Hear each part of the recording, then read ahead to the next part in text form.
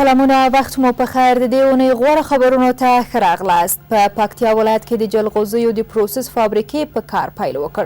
چارواکي وایي دغه فابریکه د 500 میلیونه افغانیو په لګښت د اروپا په سټنډرډ جوړه شوې چې په کال کې د 80,000 ټنه جلغوزیو د پروسس ظرفیت لري او شاوخوا 1000 کسانو ته پکې د کار مستقیم یا غیر مستقیم زمینه برابره شوې ده. د کرنې وزارت وایي سږ کال په هیواد کې د جلغوزو تولید له 23 څخه 40,000 میټریک ټنو ته رسیږي. تیر کال 1650 ټنه جلغوزي بهر ته صادر شوي او وړاندوینه کیږي چې دا شمیره زیاته شي. په کابل ښار کې باید د 100 میلیونو ډالرو په لګښت نوې پرمختللې امنیتي کمرې نصب شي. د ولسمشر لومړي مرستیال امرالله صالح ویلي یو وار مخکې په 2008 میلادي کال کې امنیتي کمرې لګول شوې وې، خو دا وار به د هغه په خبره له پخوا ښې او په پرمختللې ټکنالوژي سمبال امنیتي کمرې ولګول شي. د صالح په وینا د تازه کمرو د لګولو په برخه کې د ناټو غوڅ ملاتړ همکاري کوي.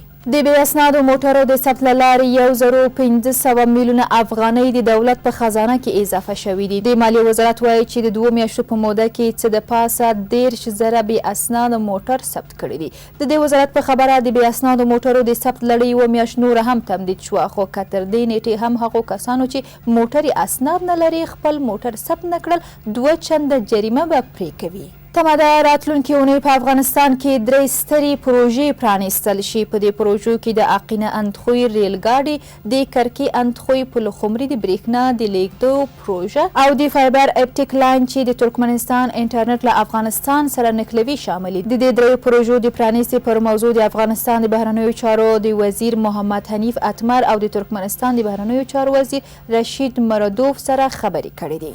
زابل کې د 2 میلیونه افغانیو په ارزښت د توري بند جوړېدو چارې پیل شوې. د افغانستان د اوبو د چارو تنظیم ملي اداره وایي توري بند د 4 متره اوږدوالی، 15 متره لوړوالی او 450 متره پلنوالی سره د زابل ولایت مرکز قلات ښار نوخیز کلي کې د 2 میلیونو افغانیو په لګښت جوړیږي. د یادې ادارې له لوري په خپره شوې خبرپاڼه کې راغلی توری بند چې د 1.8 میلیون متر مکعب اوبو ذخیره کولو وړتیا لري، 870 هکټاره ځمکه به خړوبه او 34,000 کورنۍ به ترې ګټه پورته کړي.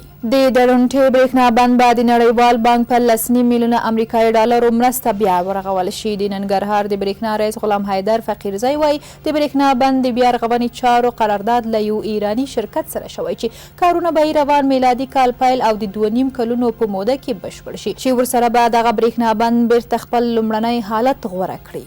د روان لمریز کال په لومړۍ نیمایي کې څه باندې 9 ټنه زیره تولید شوې ده. د کرنې او مالدارۍ وزارت وایي د روان کال په لومړنیو 6 میاشتو کې له هیواد بهر د دې بوټي د صادراتو کچه د تیر کال د ورته مودې پرتله زیات شوي دي او د دغو صادراتو ارزښت 2.5 میلیونه او 214,000 ډالرو ته رسیږي. تیر کال د زیرې د صادراتو د ټولیز ارزښت 4 میلیونه او 411,000 ډالرو ته رسیدلی و. د کابل ښار په ځینو سیمو کې د ترانسپورتي ستونزو د حل په موخه د ښاروالۍ بسونه فعالیت پیلوي.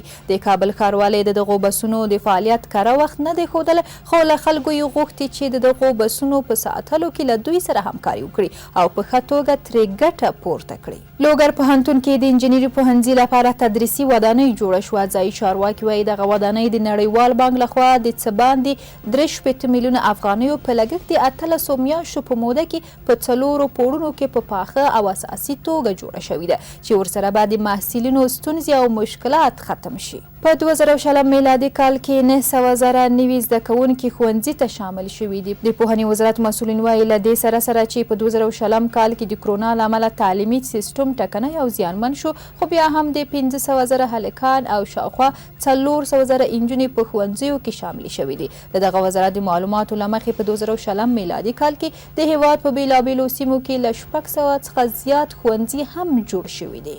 قدرمنو لیدونکو دا د دې اونۍ غوره خبرونه چې تاسو ته مو وړاندې کړل، تر بیا ښې چارې.